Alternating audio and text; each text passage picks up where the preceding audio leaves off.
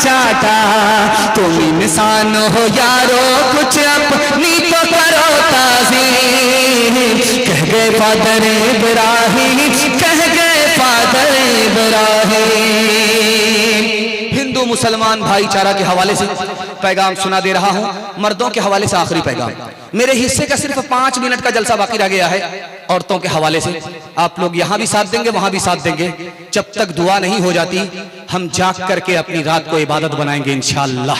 हाथ उठा दीजिए इंशाअल्लाह। बहुत खूबसूरत जलसा हो गया है, पिंडाल खचाखच भर गया है। जिस मुकर्रिर के लिए मैं माहौल बनाने के लिए बैठा था, करीब करीब माहौल बन गया है। जो थोड़ा बहुत माहौल बचा हुआ इंशाअल्लाह 5 मिनट में वो भी मुकम्मल हो जाएगा। अल्लाह हमारे सुनाने को, आपके सुनने को बेहद कबूल फरमाए, आमीन। ये मरकज निजामुद्दीन है दिल्ली में। आप जानते हैं निजामुद्दीन रेलवे स्टेशन भी है। जब ख्वाजा साहब जिंदा थे तो एक आदमी आया, खूबसूरत कैंची लेकर के आया। ख्वाजा साहब हदिया ले लो। तो ख्वाजा साहब ने कहा अस्तगफिरुल्लाह ला हौला वला कुव्वता इल्ला बिल्लाह, कैंची मत दो। कैंची से छोटी अगर सुई होती तो मैं वो कबूल कर लेता। सुई का काम जोड़ने का है, कैंची का काम तोड़ने का है। मैं इस दुनिया में जोड़ने के लिए आया हूं, तोड़ने के लिए नहीं आया। महात्मा गांधी जी ने हिंदू मुसलमान से कहा तुम अगर हिंदू हो तो मैंने हिंदू से हां को निकाला, तुम अगर मुसलमान हो तो मैंने मुसलमान से मीम को निकाला। हां को जब मीम से मिलाया तो हम हो गया। हम दोनों हिंदुस्तानी हैं, चाहे हिंदू हो चाहे बाद में हो। हमारा वतन एक है, हम दोनों हिंदुस्तानी हैं। जब हिंदू ने मान लिया कि मुसलमान हिंदुस्तानी, जब मुसलमान ने मान लिया कि हिंदू हिंदुस्तानी, तो दोनों को आपस का कोई झगड़ा नहीं होना चाहिए। ये बिहार है और इससे आगे जो है वो उत्तर प्रदेश है। उत्तर प्रदेश में एक जिला है, उसका नाम है संत कबीर नगर। जानते हैं वो जिला संत कबीर नगर क्यों है? सूफी संत कबीर दास थे, उसके नाम पर वो जिला है। कबीर दास ने हिंदू मुसलमान को हिंदुस्तान में पैगाम दिया कि याद रखो, किसी भी हिंदू को कहीं भी खड़ा करके पूछो ये दुनिया जाने वाली है, वो बोलेगा हाँ जाने वाली। किसी मुसलमान को खड़ा करके पूछो ये दुनिया जाने वाली है, वो बोलेगा हाँ जाने वाली है। अब दोनों से पूछो कि जब तुमको मालूम है ये दुनिया जा रही है, हिंदुस्तान जा रहा है, तो जाने वाली चीज पर कोई झगड़ा नहीं करता। तुम हिंदू से मुसलमान झगड़ा क्यों करते हो? मुसलमान हिंदू से झगड़ा क्यों करते हो हिंदुस्तान के लिए? जब हिंदुस्तान जाने वाला है, तुम भी मानते हो वो भी मानता है, तो जाने वाली चीज पर झगड़ा नहीं होता। रात का सन्नाटा था, सुबह हुई तो बादशाह ने खिड़की को खोल करके रास्ते पर देखा, एक गरीब आदमी झाड़ू लगा रहा है। तो बादशाह को समझ में आ गया इस मनहूस का मैंने सुबह सवेरे चेहरा देख लिया, मेरा काम बिगड़ेगा, बनेगा नहीं। ख्याल के मुताबिक उसका जब काम बिगड़ने लगा तो वजीर को बुला करके कहा इस मनहूस को फांसी पर चढ़ा दो, जल्ले तू जलाल तू, इस बला को टाल। जब वो गरीब फांसी पर चढ़ने लगा तो उसने बादशाह से पूछा कि मुझको फांसी पर क्यों चढ़ा रहे हो? कहा तुम मनहूस आदमी हो, मैंने तुम्हारा सुबह सुबह चेहरा देखा, मेरा काम बिगड़ने लगा, न रहे बांस न बजेगी बांसुरी, इसलिए तुमको फांसी पर चढ़ाया जा रहा है। उस गरीब ने हिम्मत करके कहा कि ओ बादशाह, हमसे बड़े मनहूस तुम हो, हमसे तुमसे कम मनहूस है। तो बादशाह ने कहा वो कैसे? कहा कि तुमने मेरा चेहरा देखा, तुम्हारी जान सलामत है, जहान का नुकसान है। मैंने तुम्हारा चेहरा देखा, मेरी जान भी जा रही है, मेरा जहान भी जा रहा है। अब फैसला करो कि मनहूस तुम हो या मनहूस हम हैं। का भागा कछु घिर न रहाई, देखत नैन चला जग जाई।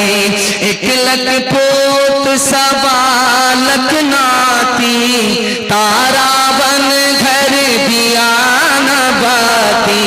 लंका सी कोटि समुद्र सिखाई, तारा बन की खबर न पाई। कहत कबीरा अंत की बारी, हाथ झाड़ जैसे चले जुआरी।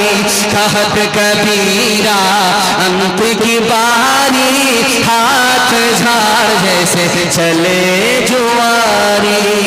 हवेली झोपड़ी सबका मुकद्दर फूट जाएगा, अगर ये साथ हिंदू मुस्लिमों का छूट जाएगा। दुआ कीजिए कि हम में प्यार के रिश्ते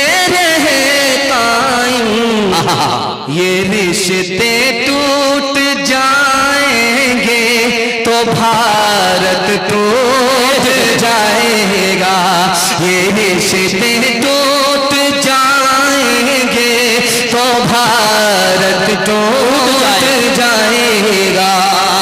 औरतों के हवाले से पैगाम, मैं तो डर गया था कि पता नहीं आवाज साथ नहीं देगी, मजमा साथ देगा कि नहीं। आपने साथ दिया तो सब कुछ ने साथ दिया। माइक भी बूढ़ा जवान हो गया। और जो नाज़िम जलसा बैठे हुए हैं सरत, आप इसको हल्के में मत लीजिएगा। ये शादी के बाद ससुराल में ज्यादा रहता है, और आप ये गलती कभी मत कीजिएगा।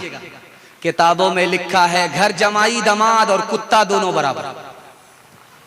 ध्यान से सुनिएगा, तेजी के साथ निकल जाएगा। औरतों के हवाले से पैगाम आ रहा है, आपके घर में कभी झगड़ा नहीं होगा। ये पैगाम आपकी खिदमत पर रखने के लिए जा रहा हूं। हाथ उठा करके वादा कीजिए, हर काम अपनी बीवी से पूछ करके करेंगे इंशाअल्लाह। ये जोरू का गुलाम,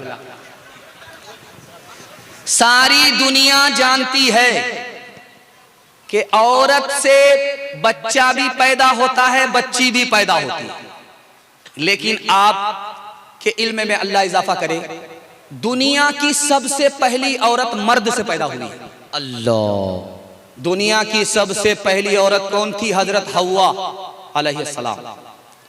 किनसे पैदा हो रही है? हजरत आदम से पैदा हो रही है। लेकिन हैरत की बात है, पैर से पैदा नहीं हो रही है कि औरत को जूते की ठोकर में रखा जाए। सर से पैदा नहीं हो रही है कि औरत को सर पर बिठाया जाए। मर्द से औरत जरूर पैदा हो रही है, लेकिन कहां से? पसली से। पसली दिल के पास है, औरत दिल के पास रखने की जगह है, सर पर बिठाने की जगह नहीं है, ठोकरों में रखने की जगह नहीं है। घर में झगड़ा कैसे होता है? जब शौहर कहता है जैसा मैं हूं वैसी मेरी बीवी बन जाए। मैं लिख करके दे रहा हूं, कभी नहीं बनेगी। आप अपनी बीवी को छोड़ दीजिए, आप अपनी बीवी को छोड़ दीजिए, आप अपनी बीवी को 5 मिनट का जलसा मेरे हिस्से का रह गया भाई। ये लोग सुनते कम है, ध्यान कहीं और चला जाता है।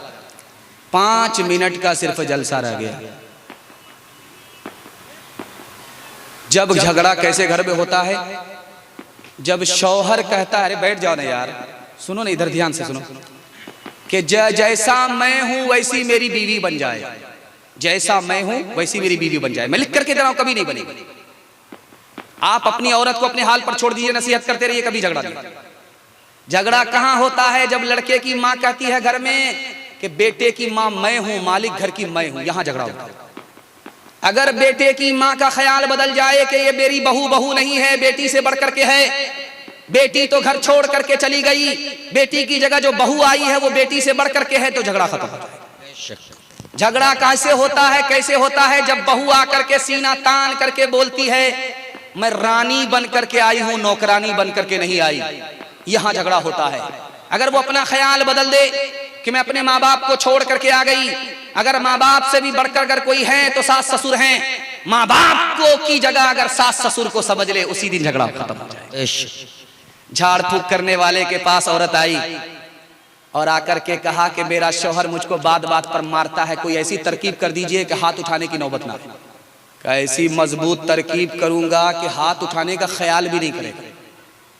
पानी दे दिया, दम करके दे दिया, तो औरत ने कहा इस पानी से क्या होगा? कहा इस पानी में बहुत बड़ा जादू है, लेकर के जाओ। जब झगड़ा मियां बीवी का शुरू हो जाए तो 2-4 घोंट मुंह में पानी लेकर के बैठ जाना, कुछ बोलना नहीं।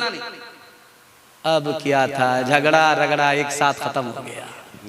चूंकि तरकीब करने वाले को पता था कि औरत की जबान कैंची की तरह चलती है, मर्द का हाथ लाठी की तरह चलता है। अगर मर्द हाथ को काबू में करे, औरत जबान को काबू में करे, तो घर में कोई झगड़ा ही नहीं होता। हाथ उठाइए, वादा कीजिए मोहब्बत से अपनी बीवी के साथ अच्छा सलूक करेंगे, बीवी पर करम करेंगे, सितम नहीं करेंगे। हाथ उठाइए इंशाअल्लाह। जो न देखा न सुना है वो हुआ करता है, अब तो बेपर का परिंदा भी उड़ा करता है। गालियां कोई दुआ को दिया करता है, अपना हर शख्स का किरदार हुआ करता है। अपने घर में भी सुकून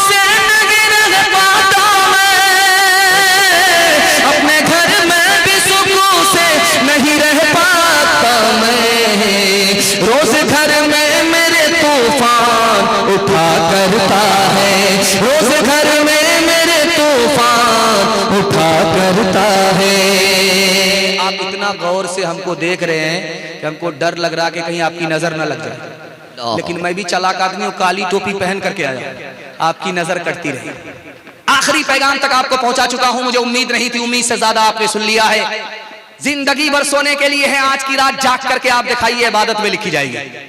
सारे मेहमान को सुनेंगे, आखिरी पैगाम माँ बाप के हवाले से सुना रहा हूं। आप भी सोच रहे हैं, घबरा रहे हैं कि अखीर करके हमारा जनाजा ना उठा दे। ध्यान से सुनिएगा, तेजी के साथ निकल जाएगा। आखिरी पैगाम आपकी खिदमत में रखने के लिए जा रहा हूं।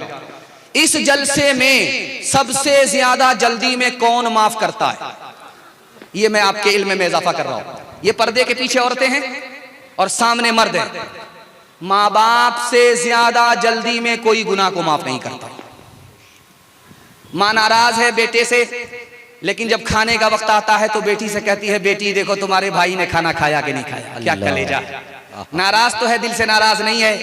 जब बेटा दौड़ा दौड़ा आता है, माँ के पांव पकड़ता है, बाप की दाढ़ी पकड़ता है, मुंह खोल करके माफी मांगता है, तो माँ भी माफ कर देती है, बाप भी माफ कर देता है। सबसे ज्यादा दुनिया में औलाद की खता को अगर कोई जल्दी में माफ करता है तो मजमे में वो बाप हुआ करता है और पर्दे में वो माँ हुआ करती है। गाल पर हाथ रख करके एक जवान बैठा हुआ है अल्लाह के रसूल की मजलिस में। जब गाल पर कोई हाथ रखे तो समझ जाइए उसको बहुत बड़ा सदमा। अल्लाह के रसूल ने पूछा, है जवान गाल पर हाथ रख करके क्यों बैठे हो, कोई गुनाह हुआ है? कि या रसूल अल्लाह क्या कहें, जमीन से भी बड़ा गुनाह है, आसमान से भी बड़ा गुनाह है, अर्श से भी बड़ा गुनाह है।